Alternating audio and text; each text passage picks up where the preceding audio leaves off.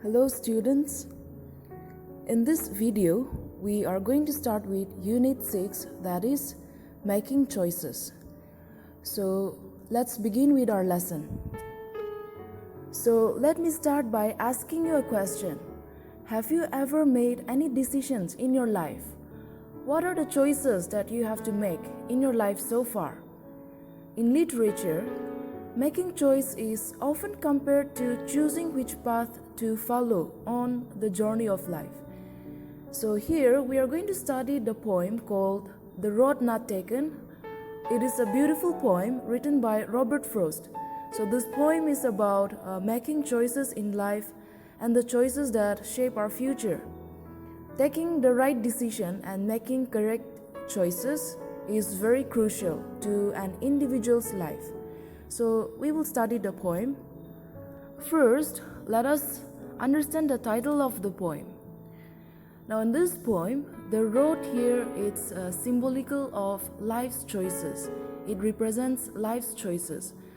The decisions may differ according to an individual, but those decisions shape one's future. We are our choices. The choices which we make, it's going to shape our future. Here, road does not mean way, but it's a stage of journey. It does not signify any ordinary road, but of an important decision in one's life. So let's look at the first stanza. Two roads diverged in a yellow wood, and sorry I could not travel both, and be one traveler. Long I stood and looked down one as far as I could, to where it bent in the undergrowth. Now in the first stanza, the poet was standing at a place where two roads diverged like a fork in a yellow wood. The word yellow here, it means the leaves on the tree, suggesting that it's autumn season. The poet wanted to take both the roads, which is impossible at once. So immediately the poet understands that as a traveler, traveling both the roads is impossible. The poet says that as he was one person, he could travel on one road only. Now he found himself in a dilemma meaning not able to decide. So he was in a dilemma about the choice of road.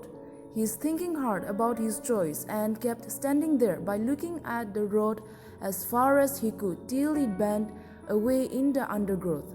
So undergrowth here, it represents the unknown world. Then took the other as just as fair and having perhaps the better claim, because it was grassy and wanted wear. Though as for that the passing there had warned them really about the same. After a long dilemma, the poet selects the road that appears to be less traveled. Now this suggests that the poet, he has an independent spirit and does not wish to follow the crowd. The second road was grassy, it was less traveled and wanted wear. Maybe the road must be very new. So the poet chose the second road and kept the first road for another day. He did so because he felt that both the roads were equally good. Line 1 here, it says just as fair. Now this suggests that both the roads were equally good. So he starts walking for a long time on that second road and realized that both the paths had been walked by people earlier. And both that morning equally lay, in leaves no step had trodden black. Oh, I kept the first for another day, yet knowing how way leads on to way, I doubted if I should ever come back. The poet says that both the roads were equally covered with leaves on that very morning. Both have leaves on them and no one had stepped on them. Line 2 here, it says no step had trodden black. So this suggests that nobody had stepped on them. The poet decides to take the road which is not taken by anyone. So it symbolizes that he will make another choices if he is not satisfied with the result of the first decision. Now, in the last line, I doubted if I should ever come back. Here, the poet also says that there was no chance to pass this way again, as one path leads to another, and will never have any opportunity to take the other road as well. This symbolizes that he will not be able to take the second choice in life ever again. I shall be telling with a sigh, somewhere ages and ages hence, two roads diverged in a wood, and I took the one less traveled by, and that has made all the difference. In the last stanza, the poet says that in the years to come, he will be telling others about the choice he made, meaning that he will talk about what decision in life he took. Now, in this poem, the word difference is taken in a positive way because the poet took the road less traveled. The word sigh is one of the nostalgic relief as the poet after ages and ages, meaning in years to come, he will talk about the decisions he took in life. Now, the choice has made the difference in his life. Differences can depend on the confidence of an individual. Now, so he will be telling his choices, the decisions which he made. In the future, he will be telling with a sigh, either with relief that he made the right choice or with regret that he made the wrong choice. Whether right or wrong, the choice will have had a significant impact on his life. We will be moving to the next one, and that is allegory. So what is an allegory? An allegory is a way of making a complex idea easier to understand using simple everyday events and language. We have just studied the poem, The Road Not Taken, so that is an allegory. The poem itself is an allegory. It is not really about someone walking in the woods, but it has a deeper level meaning. It is about making choices in life. More examples of allegories are Aesop's Fable, John Bunyan's Pilgrim's Progress, so those are written in allegories. Now let's look at facts and opinions. So the first one, fact. Fact is a thing that is known to be true. According to Cambridge Dictionary, fact is something that is known to have happened or to exist, especially something for which proof exists or about which there is information. Opinion is a view or judgment formed about something or not necessarily based on fact or knowledge. According to Cambridge Dictionary, opinion means a thought or belief about something or someone. Now let's look at the examples of fact and opinion. So the first example of fact, with fewer cars on the road, there would be less air pollution and traffic noises. Therefore, the use of mass transportation should be encouraged. An example of opinion, how do you feel about fighting road hugs and bumper to bumper every day? Mass transportation is the solution to all these problems. So here we see the difference. The same problem being addressed but in different way. So the choice of language, the language which you use, it matters. So the first one is fact, and the second example, it's opinion. So we see the difference there. A fact is a statement that can be proven true or false. An opinion is an expression of a person's feelings that cannot be proven. Opinions can be based on facts or emotions, and sometimes they are meant to deliberately mislead others.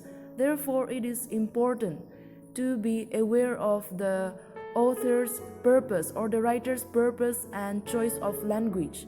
Sometimes the author lets the facts speak for themselves. Many discursive and argumentative texts contain a mixture of facts and opinions, which are the views of the writer or someone being quoted in the text. One way of distinguishing or differentiating them is to look at the verb accompanying them. A fact is likely to be introduced by the verb to be. Example, it is the case that. Now, an opinion is likely to be introduced by the verb such as claims, like for example, say a person claims to have seen a UFO, or so that is just an opinion. It's not fact, but it's somebody is claiming to have seen a UFO. So it is opinion. It's likely to be introduced by the verb such as claims, states, or even just says. This warns the reader that the content has not been verified, and the information will probably contain the modal verb can, may, or might. We have already learned about what discursive writing is in our last unit, but here is a quick review of discursive writing. Let's have a quick look. So discursive writing, it involves the discussion of idea or opinion without the direct intention of persuading the reader, listener, or viewer to adopt any single point of view. Discursive writing review all aspects of and viewpoints of a particular topic, allowing you to think deeper and more critical. What are drama extracts? Drama extracts are parts or quotations taken from drama or play. Now, example of drama extract, it's in your text 6C in page 80. So that is a drama. It's a drama extract from Shakespeare's play Macbeth. What is a soliloquy? Soliloquy means talking to oneself.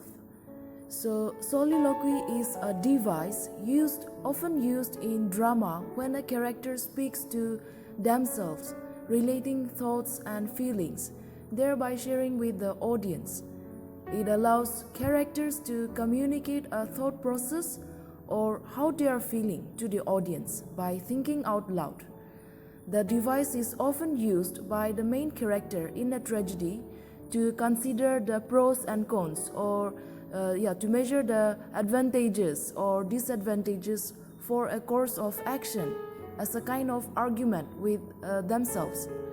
Examples of famous soliloquies can be found in Shakespeare's play Hamlet and Macbeth. Let's look at persuasive writing or speaking. So persuasive text intends to convince readers to believe in an idea or opinion and to do the action. Many writings such as criticisms, reviews, editorials, proposals, and advertisements use different ways of persuasion to influence readers. It is a way to convince the reader to accept a particular point of view or take a specific action. Persuasive language is used for many reasons, for example, to help sell products or service, or to convince people to accept the view or idea.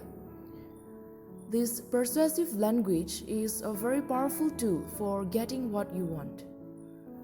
A very interesting topic, advertisement. So what is an advertisement?